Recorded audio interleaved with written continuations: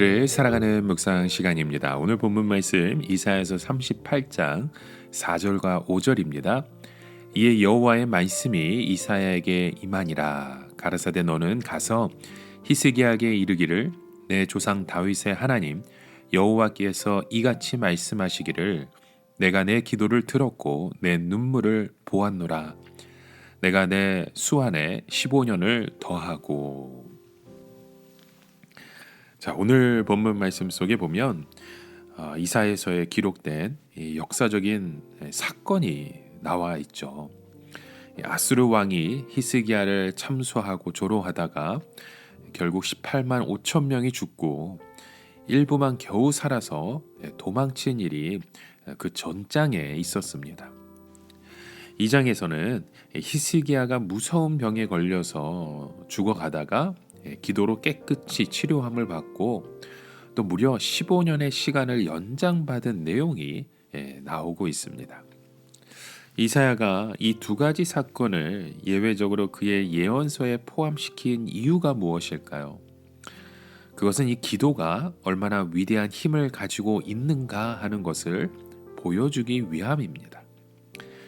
아수르의 공격으로 왕이 온갖 치욕을 당하고 나라가 거의 망하게 되었을 때 하나님께 기도하니까 적이 활을 하나 쏘지 못하고 자기 발로 물러가게 되었습니다.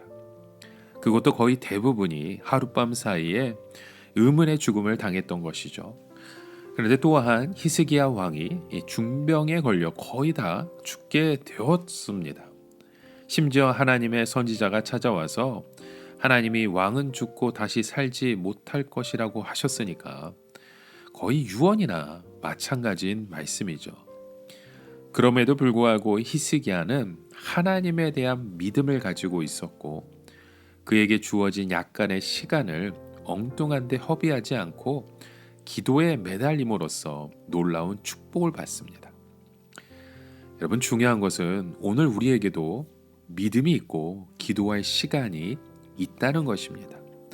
어떤 어려움이 우리 가운데 찾아온다 할지라도 낙심하지 말고 절망하지 말고 우리의 그 기도의 강구로 승리하는 저와 여러분 되시길 주의 이름으로 간절히 축원합니다.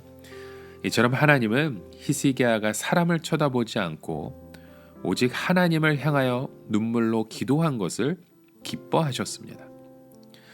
그래서 오늘 본문 말씀 속에 다시 한번 이사야를 보내서 새로운 응답을 들려주셨던 것이죠.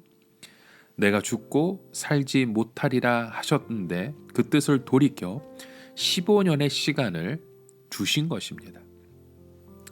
이것을 보면 우리 믿음의 기도가 얼마나 능력이 있는지를 알 수 있습니다. 믿음의 기도는 능치 못한 것이 없습니다. 믿음이 얼마나 능력 있는가 하면 하나님의 때가 아닌데도 때가 되게 만들어 버리잖아요.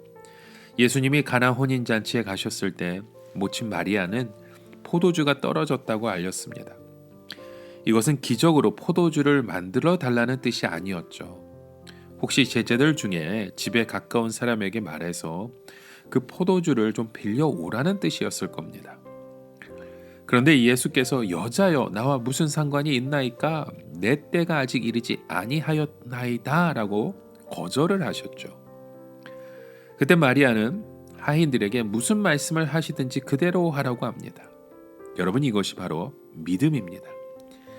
작은 것은 거절당했지만 더 큰 것을 바라보는 겁니다. 예수님은 아직 능력을 나타내실 때가 되지 않았다고 판단하셨지만 마리아의 믿음은 그때를 오게 했습니다. 지금 하나님께서 히스기야의 기도를 들으신 이유가 무엇일까요? 그가 오직 하나님께만 매달렸기 때문입니다.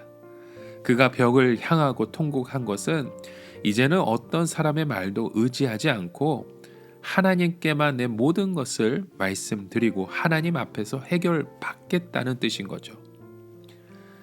히스기야는 지금까지 하나님 앞에 자신의 약한 모습 그대로 드러내지 못했습니다. 아직까지 사람의 말에 좌우되어 있었던 것이죠.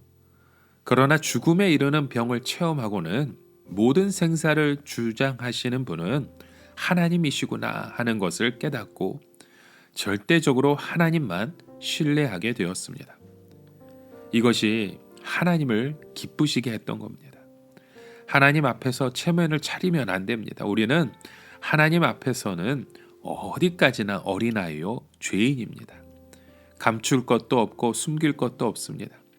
히스기야가 하나님 앞에서 아무런 가식 없이 눈물을 흘리면서 통곡했을 때 하나님께서는 그 은밀한 기도를 들어주셨습니다. 이사야가 안수한 것도 요란한 의식을 행한 것도 아니었잖아요. 아무도 모르게 드린 눈물과 기도를 하나님께서 보셨다고 성경은 말하고 있습니다. 결국 하나님께서 히스기야에게 원하신 것이 바로 이것인 것 같습니다. 내가 너를 왕으로 세운 이유가 무엇이라고 생각하느냐? 오직 나의 말에 충성하기 위해서이다. 그런데 내가 체면만 내세우면서 사람의 말에 좌우된다면 지금 죽는 것이 더 낫다라는 뜻으로 생각이 됩니다. 우리의 과거를 돌이켜보면 하나님의 뜻에 충실하지 못하고 사람의 눈치를 보며 좌우우지되는 그런 우리의 모습이 많지 않으셨습니까? 하나님은 우리가 하나님께만 절대적으로 충성하는 종들이 되길 원하십니다. 하나님의 뜻대로 되지 않고 인간의 정욕에 이끌릴 때 미리미리 하나님 앞에 와서 눈물을 흘리고 우리의 삶 가운데 주님 앞에 정직하게 겸손한 모습으로 나아가야 됩니다. 하나님께서는 히스기야의 병만 치료하신 것이 아닙니다. 무려 15년이라는 시간을 더해 주셨습니다. 15년이라면 우리가 해볼 만한 시간이 아닙니까? 더욱이 하나님께서 예루살렘을 아수르의 손에 지켜주시겠다고 약속했으니까 얼마나 이것이 귀한 일입니까? 여러분, 오늘 우리의 삶 가운데 그 믿음의 강구가 그 기도의 고백을 통해서 함께 세워지고 일어나 놀라운 하나님의 기적을 맛보는 저와 여러분의 삶이 되시길 주의 이름으로 간절히 축원합니다. 함께 기도합니다. 하나님, 오늘 우리가 이 세상에 또는 사람의 마음속에 자주우지했던 우리의 모든 것이 있었다면 주님 고백합니다. 이제는 어린아이 심정으로 우리의 죄인된 모습을 고백하며 하나님께서 하시고자 하는 놀라운 일들, 그 일들을 목도하며 바라보며 소망할 수 있도록 인도하여 주시옵소서. 예수님의 이름으로 기도드립니다. 아멘.